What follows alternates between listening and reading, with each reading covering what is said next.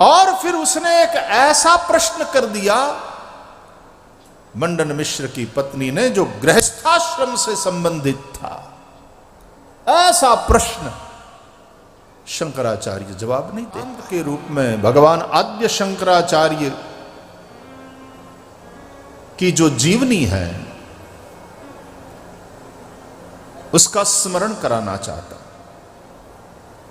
आद्य शंकराचार्य गृहस्थाश्रम में नहीं गए, ठीक है, ब्रह्मचर्याश्रम से सीधे ही गृहीतम संन्यस्तम मया, सीधे वे संन्यास ग्रहण कर लेते।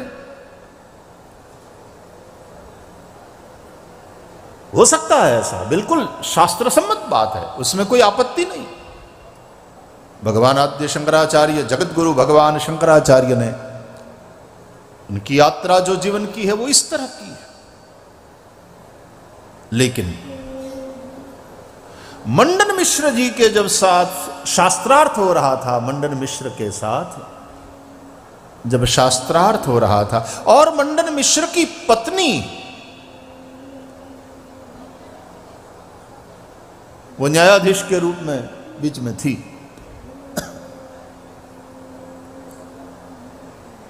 कथा सुनिएगा, इतिहास है। वो मंडन मिश्र जैसे पंडित की पत्नी भी कितनी प्रबुद्ध होंगी। अरे जिस पंडित के घर के तोता मैना संस्कृत में बात करते हो,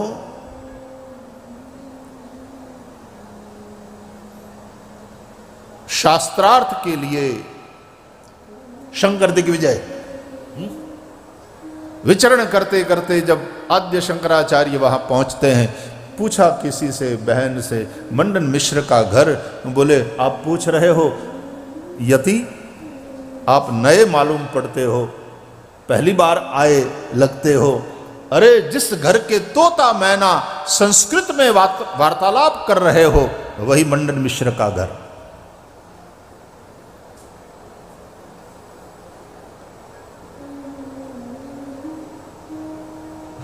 ऐसे वैसे पंडित नहीं थे।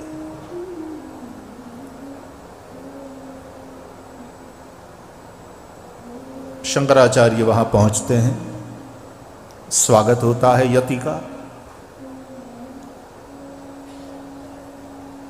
शास्त्रार्थ के लिए आया हूं।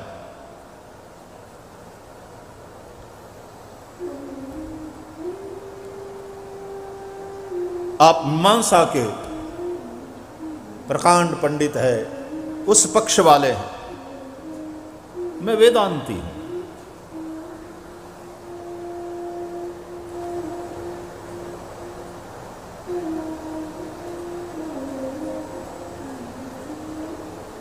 शास्त्रार्थ हो जाए।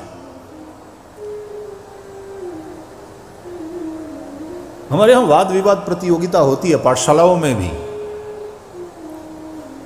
लेकिन वो इतनी स्वस्थ परंपरा है।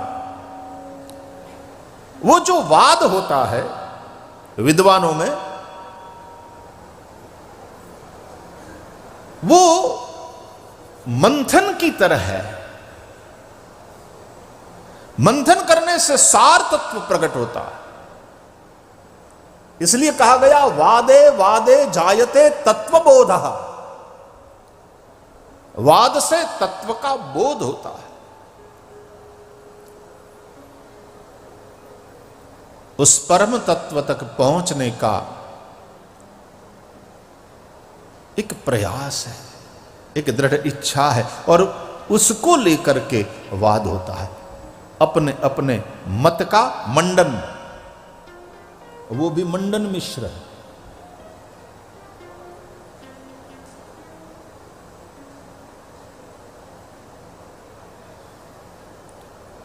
तो सिद्धांती और पूर्व पक्षी मिलकर के इस तरह से, खैर वो तो विद्वानों का विषय है, ये चलता रहता है कि पूर्व पक्षी ये कह रहा है, सिद्धांती ये कह रहा है।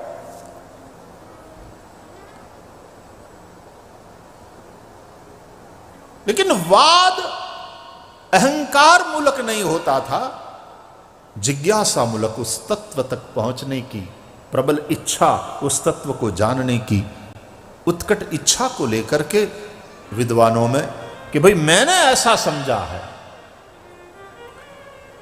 अगला कहता है नहीं वैसा नहीं है, ये ऐसा है। इसलिए तो फिर पुष्पदंत भी भगवान महादेव की स्तुति करने के उपरांत कह दिए, तव तत्वम न जानामि कीदृशोऽसि महेश्वर यादृशोऽसि महादेव तादृशाय नमो नमः। तव तत्वम न जानामि कीदृशोऽसि महेश्वर। हे महेश्वर, महादेव मैं आपके तत्व को नहीं जानता, आप जैसे हो वैसे आपको मेरा नमस्कार।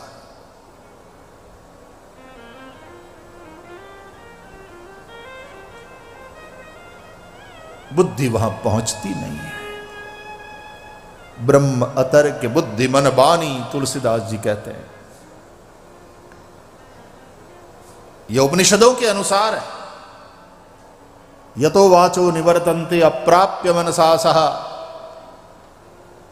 वाणी जहां विराम ले लेती है, मन जहां से वापस लौट आता है, बुद्धि का तर्क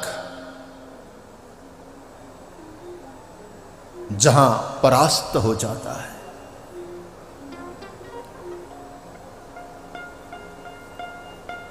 ऐसा वह परम तत्व, उस तत्व को जानने समझने की चेष्टा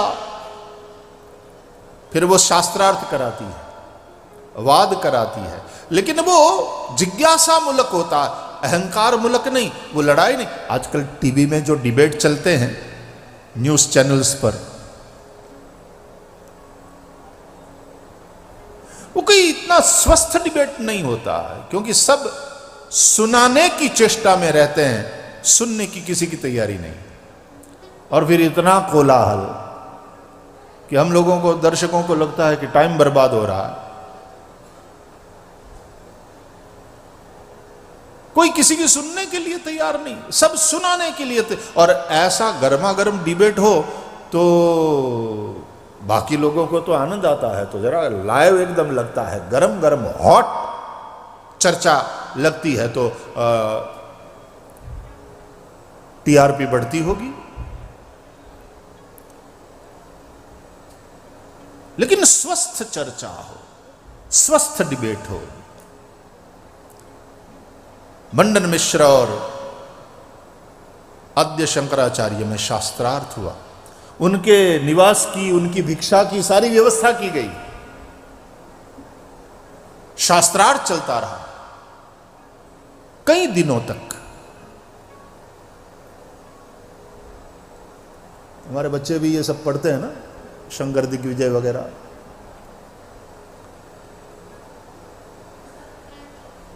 मंडन मिश्र बस हारने को थे, उनकी दलीलें अब कमजोर होने लगी थी, जैसे बूढ़ा आदमी कमजोर होने लगता। मंडन मिश्र की दलीलें अब कमजोर होने लगी थी, शंकराचार्य का पक्ष मजबूत होता जा रहा था। और फिर एक समय आया कि जहां लगा कि मंडन मिश्र हारे, और ऐसा था, शर्त ऐसी थी कि जो हारे वो जीतने वाले का चेला बनेगा, शिष्य बनेगा।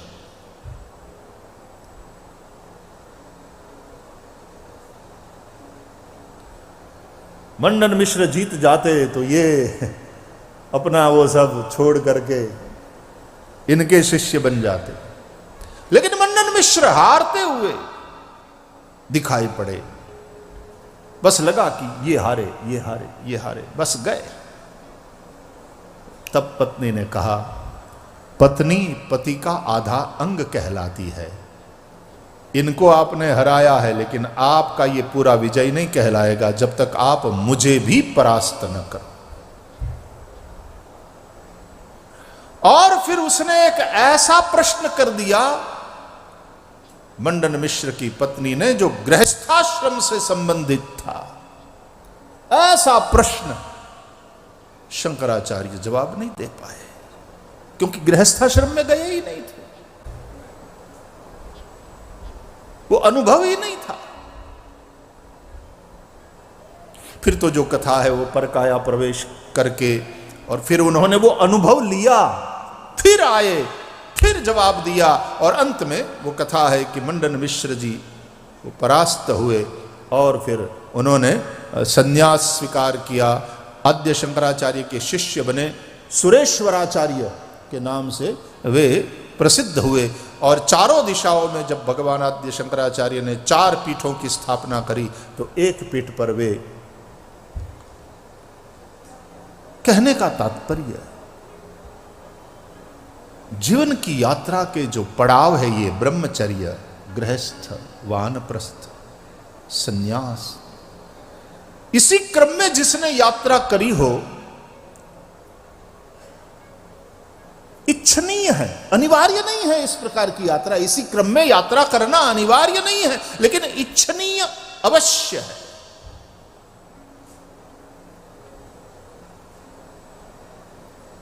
तो ऐसा गृहस्थ जब गुरु होता है, पता है उन्हें गृहस्थों की समस्याएं क्या है, गृहस्थों के प्रश्न क्या है।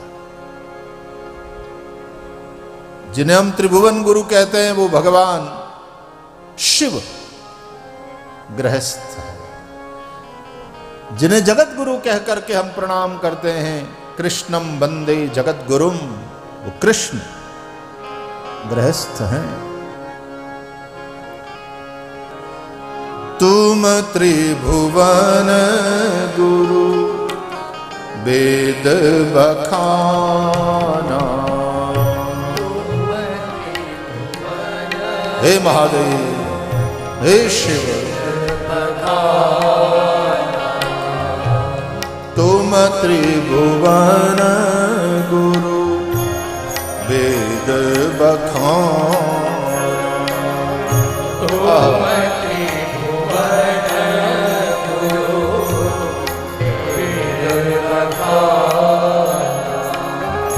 आन जीव पावर का जाना,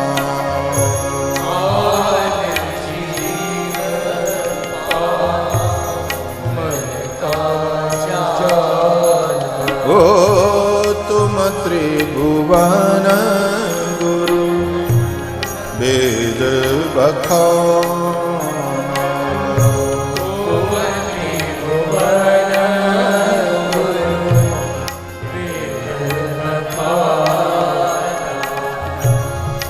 वेदों में महिमा है भगवान शिव की।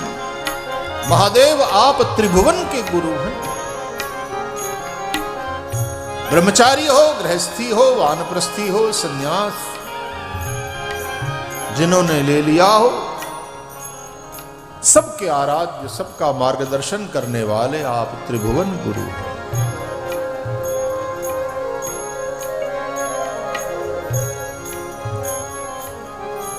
आओ उन त्रिभुवन गुरु भगवान शिव की सन्निधि में जब हम बैठे हैं तो कुछ पहले मल्लिकार्जुन से संबंधित सात्विक तात्विक चर्चा करते हुए भागवत कथा में आगे बढ़ेंगे।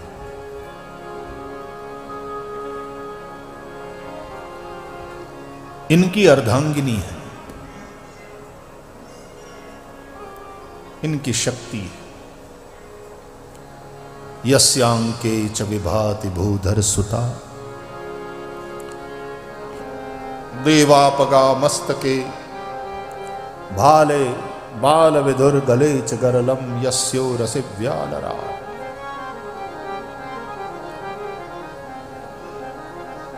संसार तो वो आवा है जिसमें रह करके मच्छी मिट्टी के कच्चे घट परिपक्व होते हैं। उस आवे में जलना तपना आवश्यक है। नहीं तो मिट्टी का वह कच्चा घड़ा, मटका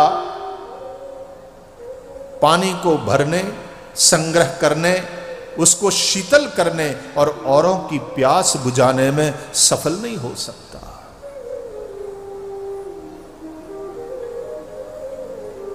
वो मिट्टी धुल जाएगी पानी में, वो घट समाप्त हो जाएगा, बह जाएगा।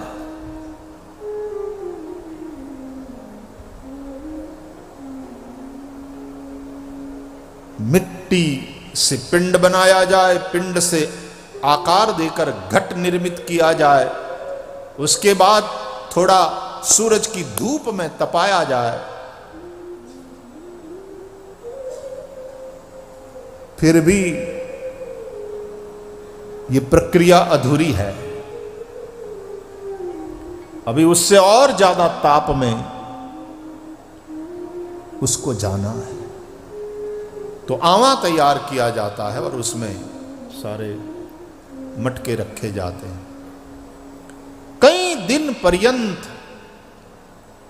तपने के उपरांत उसका घाट पक्का हो जाता है।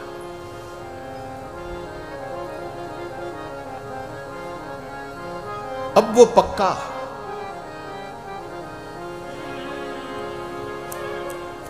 ऐसे ठोंक कर परीक्षा करते। महाराष्ट्र की ज्ञानदेव, सोपानदेव, मुक्ताबाई, वो सारी कथा, वो बोले पंडितों की परीक्षा कर रही थी तो पंडितों के यहां पे वो ये क्या अपमान हमारा। तो जिसने भी गुस्सा किया बोले कच्चा है। बोलता है ना जब यूं करते हो।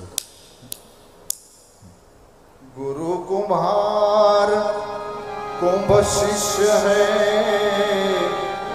घड़ी घड़ी काढ़े खोट, भीतर हाथ सहार दे और बाहिर बाहे चोट।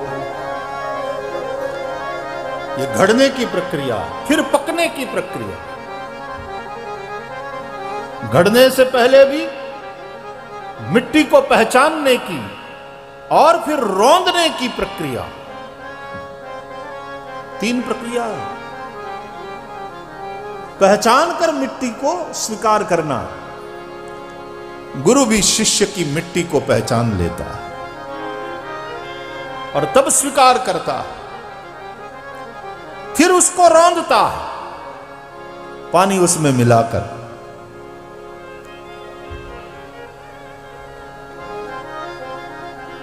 पिंड तैयार होता है, फिर चाक पर चढ़ाता है।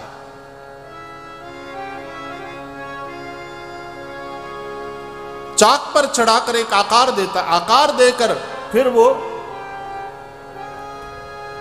आपने जो कहा भीतर हाथ संहार दे और बाहर बाहें चोट। भीतर से एक आधार देते हुए बाहर से चोट लगाकर उसके घाट को पक्का करता। फिर कई दिन पर्यंत सूरज की धूप में रखना, फिर आवा में, तब जाकर वो समय आता है कि वह मटका खरीदने वाले यूं परीक्षा करके तब ले जाते हैं और उसमें भरा हुआ पानी बह नहीं जाता, उल्टे वो मटका उस पानी को शीतल बनाता है और शीतल जल अनेकों की प्यास बुझाता है।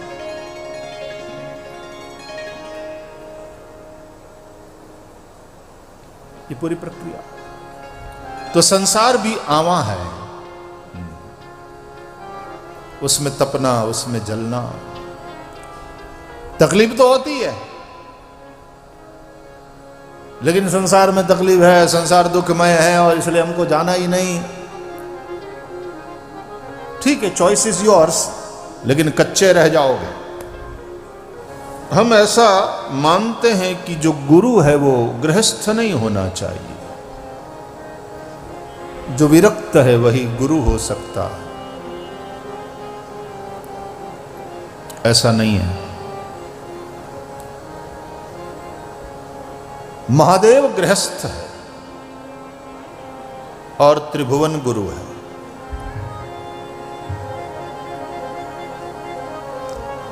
भगवान श्री कृष्ण के समान गृहस्थ कौन है? और वे जगत गुरु कहलाते हैं। कृष्णम वंदे जगत गुरुम।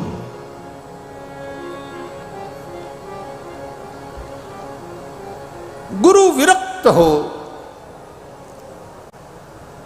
उसने संसार का स्वीकार न किया हो, या तो गुरु भगवत चरणों में अनुरक्त हो, भले ही वह गृहस्थ हो।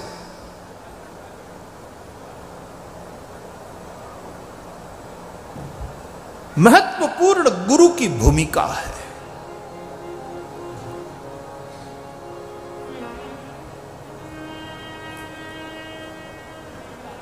ब्रह्मचर्याश्रम में हो, गृहस्थाश्रम में हो, वह वानप्रस्थी हो या तो वह सन्यासी हो। लेकिन सन्यास चतुर्थ आश्रम में पहुंचने के लिए भी ये सारी सीढ़ियां चढ़कर के यदि पहुंचा हो, पहले ब्रह्मचर्य आश्रम फिर गृहस्थाश्रम में भी उसने प्रवेश किया हो, फिर गृहस्थाश्रम छोड़कर वानप्रस्थ और फिर सन्यास, तो ज्यादा अच्छा है।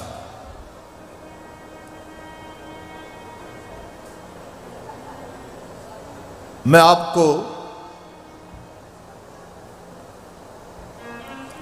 दृष्टांत के रूप में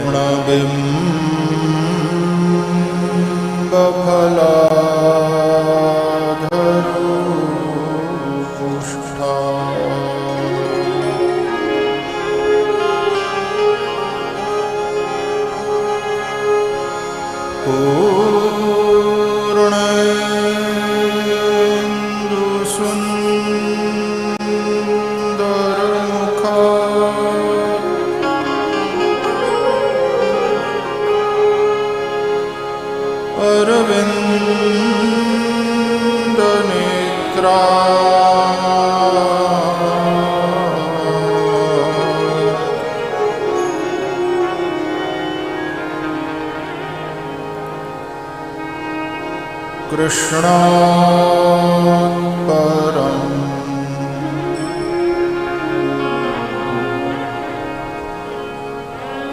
किमपि तत्त्वमहं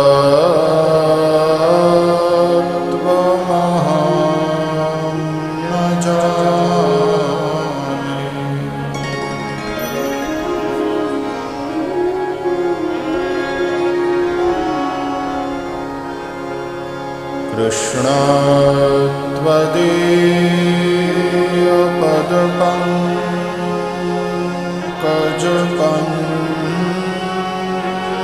कृष्णत्वदीयपदपङ्कजपञ्जरान्ते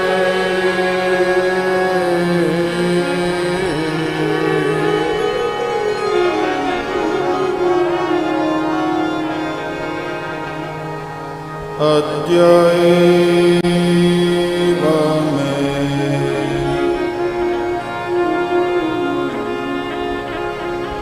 विशतु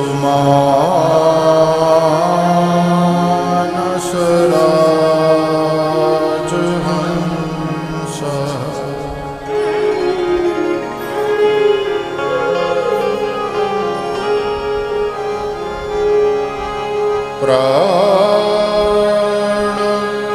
प्राणप्रयाण समये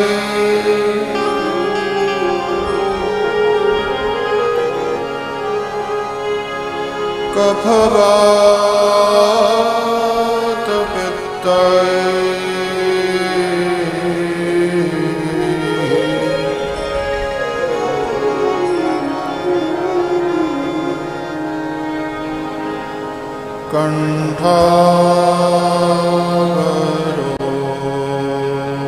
कंठावरोधनविधौ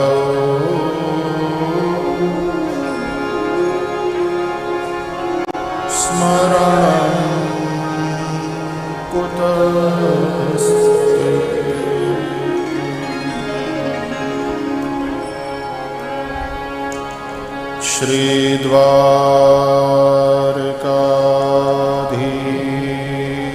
की जय। श्री बालकृष्ण लाल की जय। सद्गुरु भगवान की जय।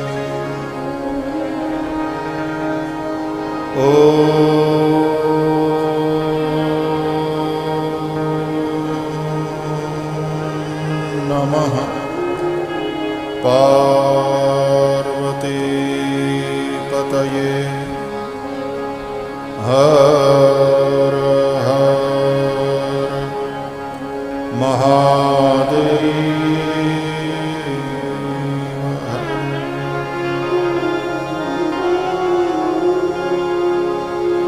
हरे कृष्ण हरे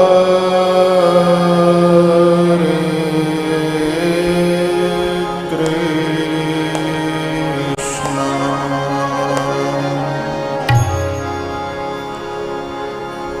कृष्ण कृष्ण हरे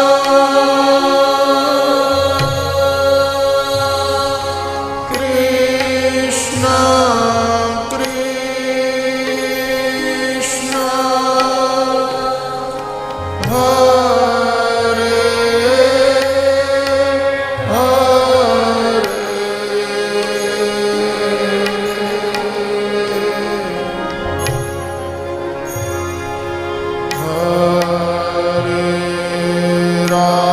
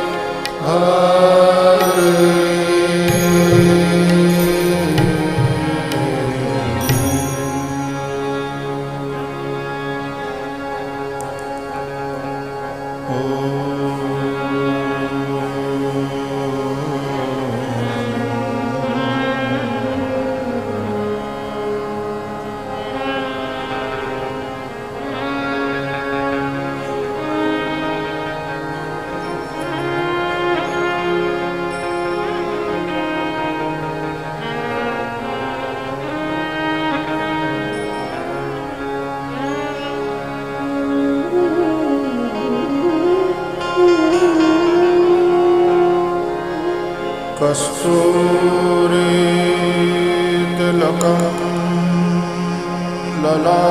ललाटपटले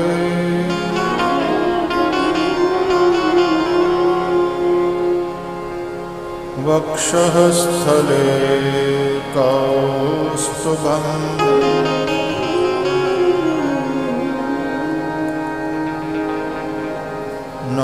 नासाग्रे वरमौक्तिकं करतले वेणुः करे कंकणे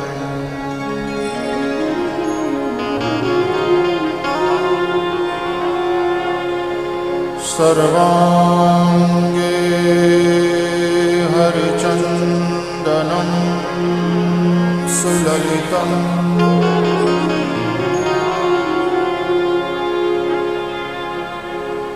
कंठे च मुक्तावली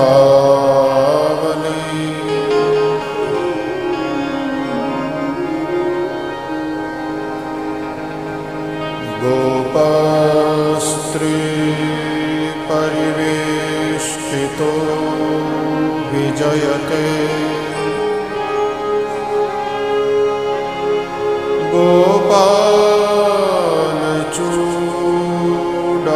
गोपालचूडामणि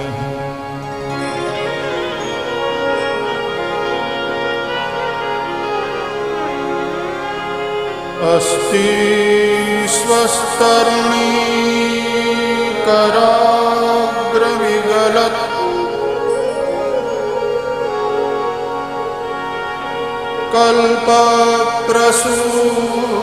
कल्पप्रसूनाप्लुतम्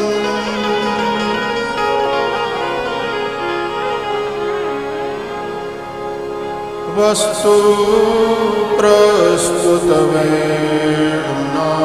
प्रस्तुतवेणुनादलहरी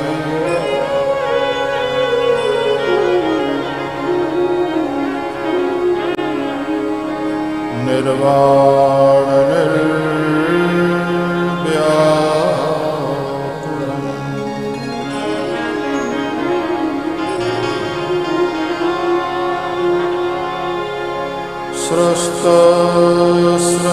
स्रस्तनिबद्धनी विविलसत्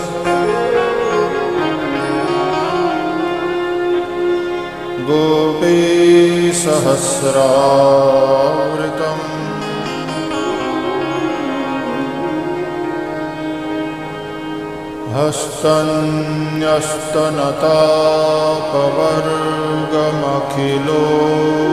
हस्तन्यस्तनतापवर्गमखिलोदारम्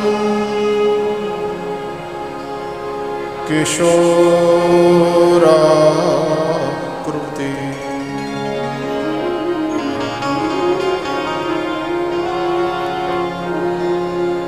कृष्णं नारायणं वन्दे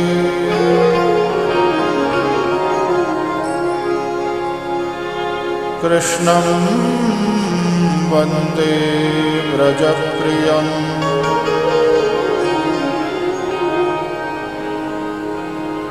कृष्णं द्वैपायनं वन्दे कृष्णं वन्दे वृथा